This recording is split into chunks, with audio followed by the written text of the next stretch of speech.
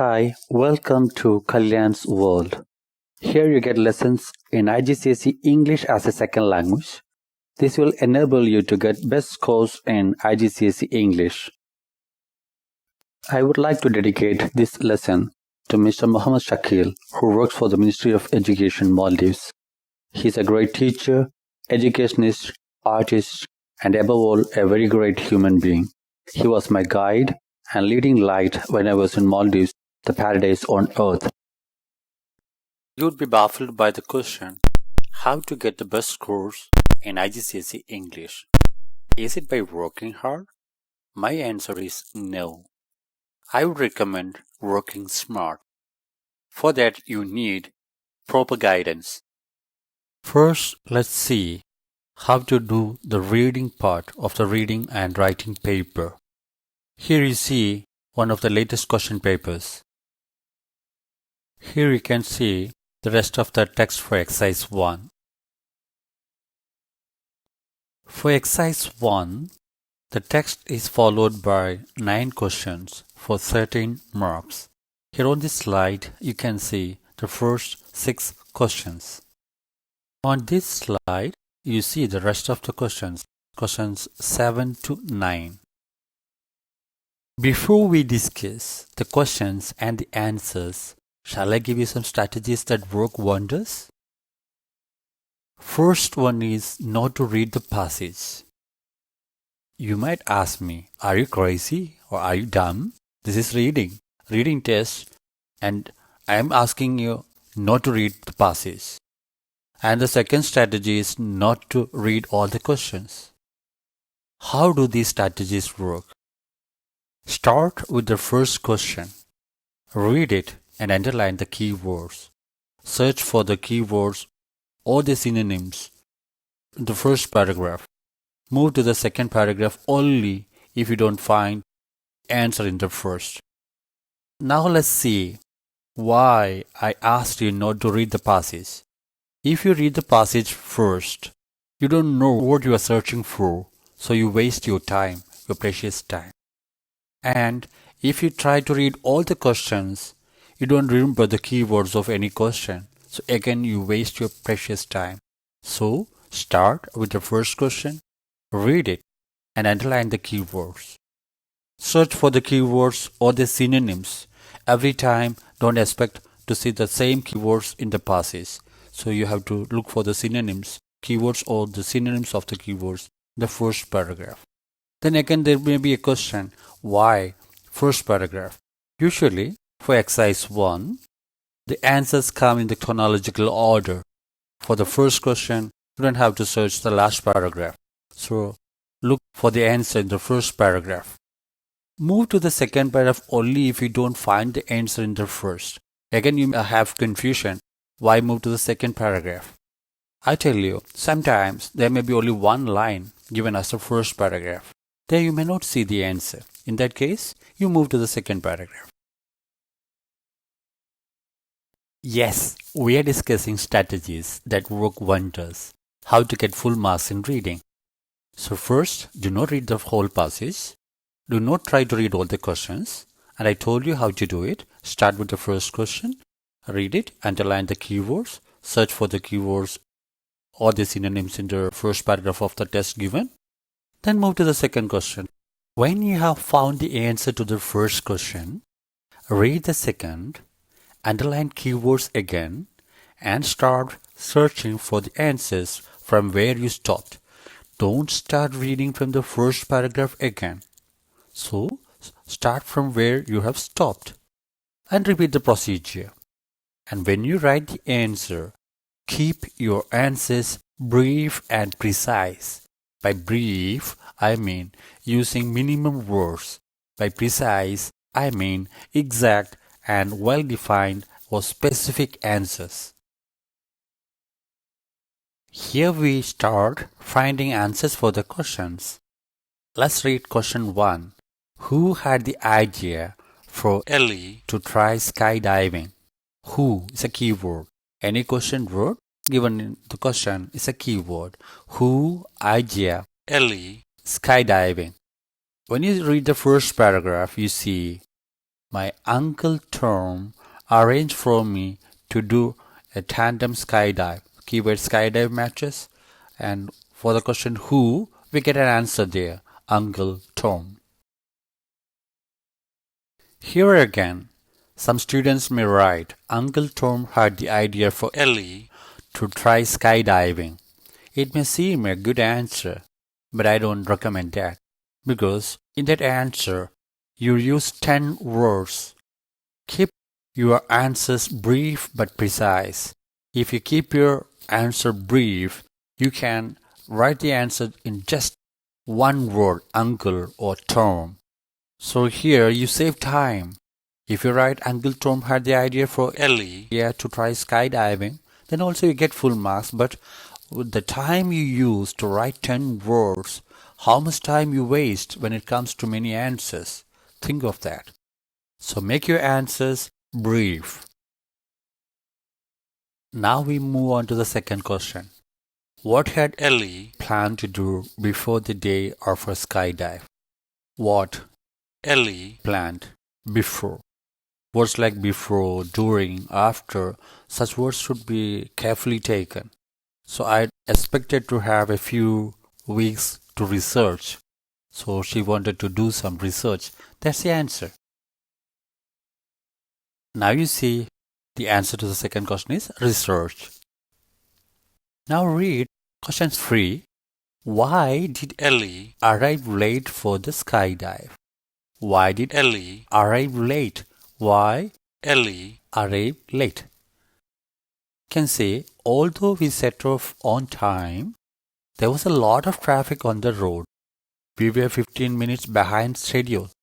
So it shows Ellie arrived late. And the reason is a lot of traffic. So why? Why means you have to give a reason. So it's easy. A lot of traffic or just traffic. So the brief and precise answer is traffic. Now let's see the fourth question. How does the instructor usually indicate that it's time to prepare for landing? How does the instructor usually indicate? How? So there should be some procedure. The instructor touches you on the shoulder. Let you know it's time to get. You see that the keyword matches. And if you cross check, the answer and the question really match. So we know that this is the answer to the question. The perfect answer is touches shoulder. Moving on to question 5. What did Ellie spend her time doing while she was sitting outside? While she was sitting outside, how did she spend her time? Or what did Ellie spend time doing? We know for question number 4, we found the answer in the previous paragraph. So we have to start where we stopped. So we have to start from the next paragraph. Time of each person's skydive depended on the time they had registered that morning. So for me, that meant a long wait, which made me rather anxious. There were benches in front of the airport building. So I watched the first group of skydivers preparing. So what did she do? Was the first group of skydivers preparing? That's the perfect answer. So the answer to question 5 is was first group, or was skydivers, or was others. As we found the answer to question 5, let's try to find the answer for question 6. Why did Ellie have to do her skydive before the other people in the group? Why did Ellie have to do her skydive before the other people in her group? Why Ellie had to do her skydive before? I told you earlier, before, after, such words should be very carefully taken. Before other people. Let's see. He explained that the last person to get on the plane is always the first to jump out. After such a long wait, I was pleased. That meant me. Quite simple. She was the last person to enter the plane. So the answer to question 6 is last on plane. Next we come to question 7. What did Ellie have to put on just before she left the plane? what Ellie put on. What did she wear before leaving the plane? So you see, however, once my instructor had double-checked our equipment and handed me a helmet, my nerves disappeared. So she wore a helmet. So before jumping from the plane, she put on a helmet. So answer to question 7 is helmet. Now for question 8, 2 details have been asked. What could Ellie feel during free fall part of the skydive? Give 2 details. 2 lines are given. Remember, when 2 lines are given for 2 details, write only 1 detail on 1 line. So see the question once again. What could Ellie feel during the free fall part of the skydive? Give 2 details. 2 should be taken as a keyword because if you write only 1 detail, you'll end up getting only 1 mark. Now let's see the answer. The sensation of being pushed forward. What could Ellie feel? The sensation of being pushed upwards. You know that was a feeling. So it's very easy to find out. Now let's see for the second detail. Let's read it again. Then we leaned forward until we fell out. I was aware of the cold wind. So she felt the cold wind on her face. So cold wind is one thing. And the feeling of being pushed upwards, that's the second answer. Here you see the answers for question 8. Wind on 1 line and being pushed upwards or pushed upwards. That's the second detail. I told you earlier, don't separate both the value points by a comma. Wind, then comma, then being pushed upwards. I don't recommend that. When 2 lines are given for 2 details, remember, write only 1 detail on 1 line. And the last question, question 9. This question decides what grade you're going to get. It's a 4-mark question. What made Ellie feel nervous about doing the skydive? Give 4 details.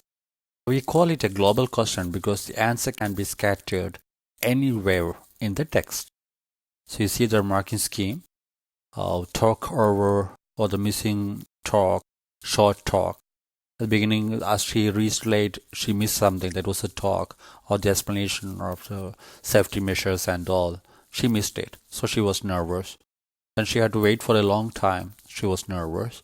Then skydivers appeared. Seeing skydivers, again she became nervous, anxious, or she became uneasy. And the rattling noise of the plane, again that made her uneasy. The sitting in doorway was really scary. Remember, if you are looking for a perfect score, you should not be distracted by unnecessary details given. Here we are looking for things that made her feel nervous. So she was late. Was she nervous because of that? No. Which didn't worry me is given in second line. So you can see that we were 15 minutes behind schedule, which didn't worry me. Then what worried her? The information and safety talk was already over, and that did bother me. So the first value point is the talk was over. The talk was over, and she missed the talk, the short talk. That's the first value point. Second part, you can see a long wait, which made me rather anxious. Again, anxious means feeling nervous. So that's the second value point. The third one you see, I suddenly became uneasy when the first pair of skydivers appeared in the sky. Again, she felt uneasy. So she felt nervous. The next one, very simple.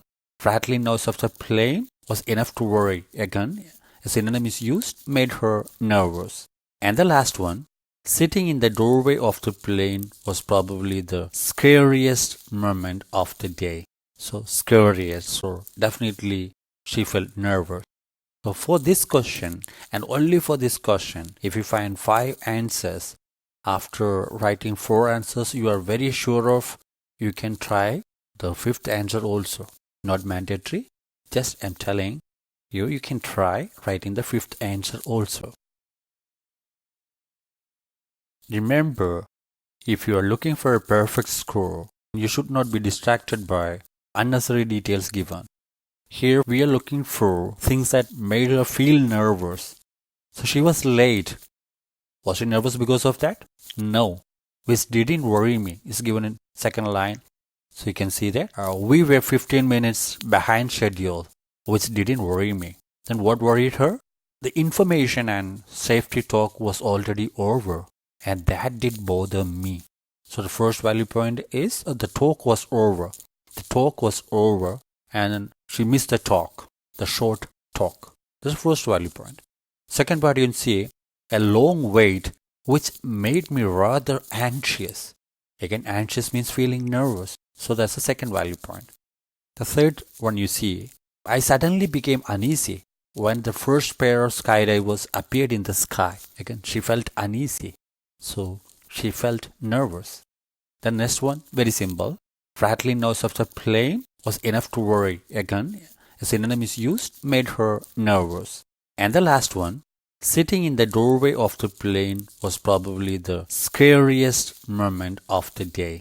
So scariest. So definitely she felt nervous. So for this question, and only for this question, if you find 5 answers, after writing 4 answers you are very sure of, you can try the 5th answer also. Not mandatory, just I'm telling you, you can try writing the 5th answer also. Look for the next part and learn how to get full marks in IGCSE English. Watch the next part without fail. Give feedback so that you get better lessons. Please don't forget to subscribe this video and to share it. Let it help your friends too. For any kind of guidance to learn or teach English, contact me at 97430968457 or mail me at joskalyan32@gmail.com. Thank you.